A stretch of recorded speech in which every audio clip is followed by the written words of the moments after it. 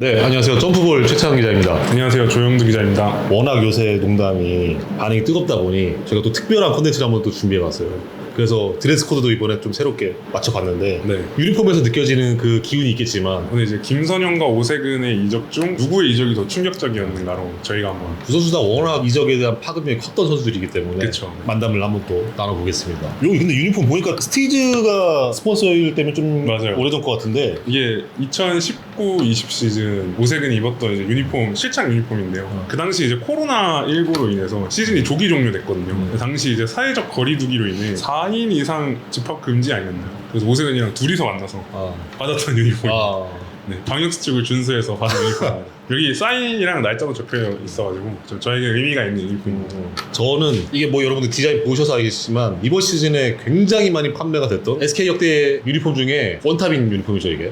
올 시즌에 김선영이 입었던 유니폼인데요. 조영두 기자도 오세근과의 워낙 인연이 오래됐지만 저도 김선영과 오랜 기간 동안 뭐 데뷔할 때부터 인연을 쌓고 있는 와중에 처음 받은 유니폼이에요. 오. 김선영이 플레이오프와 챔피언 결정전 내내 입었던 원정에서 입었던 유니폼이거든요. 김선영이 SK에서 팀을 승리로 이끌었던 마지막 유니폼. 유니폼에 대한 에피소드도 있지만 어느 이적이 더 충격적이었냐. 팬들 입장에서. 일단 오세근은 뭐 거의 안양의 상징과 같은 선수였죠. 그 당시 이제 KGC였죠. KGC라는 팀이 오세근 입단 전에 KTNG 이제 SBS 시절이었는데 이때 사실 중하위권 그런 이미지가 강한 팀이었거든요. 근데 오세근이 오면서 단숨에 이제 강팀으로 자리매김했습니다. 오세근 입단한 시즌에 바로 우승을 했고 이후에 3번의 우승을 더 했는데 물론 그 당시 인삼신기라고 해서 뭐 김태술, 박찬희, 이정현, 양희종 주변 멤버들이 워낙에 좋았지만 오세근이 없었다면 저는 많아야 뭐 한 번 우승을 했을 거라고 생각하거든요. 그만큼 물론 요새 현대농구에서 이제 가드 포지션이 굉장히 중요하지만 결국은 빅맨이 강한 팀이 저는 성적을 낸다고 생각하거든요. 그래서 오세근이 거의 안양에 4번의 우승을 다 만들어주지 않았나 싶습니다. 오세근 이미 안양이랑 이제 FA 재계약을 한번 하고 나서 이적을 한 거였는데 안양에서 이룬 게 워낙 많았고 그다음에 안양 입장에서도 사실 뭐 양희종과 거의 어깨를 나란히 할 정도의 그런 프랜차이즈 영구 결번급 프랜차이즈 스타였는데 팬도 구단도 남을 거라고 생각했고 오세근 본인도 당시에 떠날 줄 몰랐다고 얘기했으니까 그래서 이적이 더 충격적이 아닐까 싶습니다. 오세근과 김선영은 각각 팀에서 이룬 게 어마어마하게 많은 선수들이잖아요. 사실 이 두 선수는 숫자나 기록으로 평가될 선수는 아니라고 생각해요.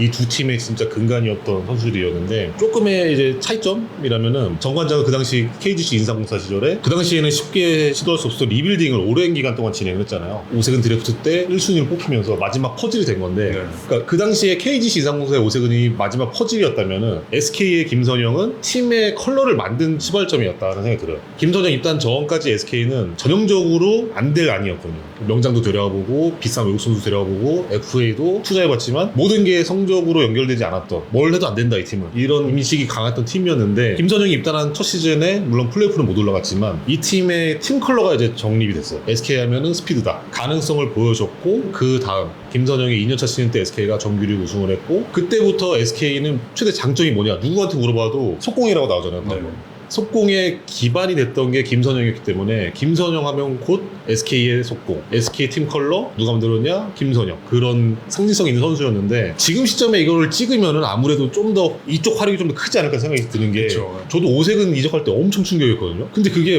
이게 벌써 한 지금 2년? 2년 됐죠. 물론 오세근이 인삼공사에서 세웠던 그 업적들이 사라진 건 아니지만 지금 또 SK 유니폼 입고 뛰는 거 보면은 저 언제 오세근 인삼이 있었지 이렇게 좀 근데 김선영은 아직 KT 유니폼 입고 뛰지 않았어요. 맞아요. 이적한 지도 2달 정도 됐나 지금? 과격하게 얘기하자면 분노하는 팬들도 아직까지는 더 많은 게 아닐까. 이제 앞으로 김선영도 뭐 2년, 3년 더 KT 소속으로 뛰다 보면은 그게 또 옛날 일처럼 지나가는 일이 될 수도 있겠지만 현 시점에서는 그래서 제 생각에는 김선영의 이적이 팬들 입장에서는 더 충격적으로 다가오지 않을까 그렇게 생각을 합니다 개인적으로는. 그때 근데 두 선수가 다 협상 과정에서 완만하게 합의점을 찾아서 남았다면 사실 정관장이 지난 시즌에 이제 오세근 나가고 9위를 했는데 9위라는 성적을 하지 않았을 것 같아요. 저는 최성원, 정효곤을 데려오면 사실 좀 체질 개선이라고 해야 될까요? 세판 짜기에 나섰는데 그 선수들이 팀에 잘 융화되지 못했고 결국 이제 9위라는 성적을 받아들였는데 오세근이 있었다면은 저는 플레이오프 경쟁은 무조건 했을 거라고 생각하고요. 그다음에 지금 멤버로 봤을 때 뭐 박지훈, 변준영, 한승희, 오세근 외국 선수 요 조합이면은 우승은 장담 못하지만 그래도 플레이오프 이상은 무조건 갈 수 있는 조합이라고 생각을 하거든요. 그래서 저는 오세근이 정관장에 남았다면 그래도 뭐 향후 몇 년 동안은 더 꾸준히 성적을 내는 팀이 되지 않았을까 생각을 합니다. 김선영이 그럼 SK 근데 아직 시즌이 그러니까 시작하지 않아서 이거는 그래서 뭔가 성적에 대한 예측은 하기 힘들지만 네.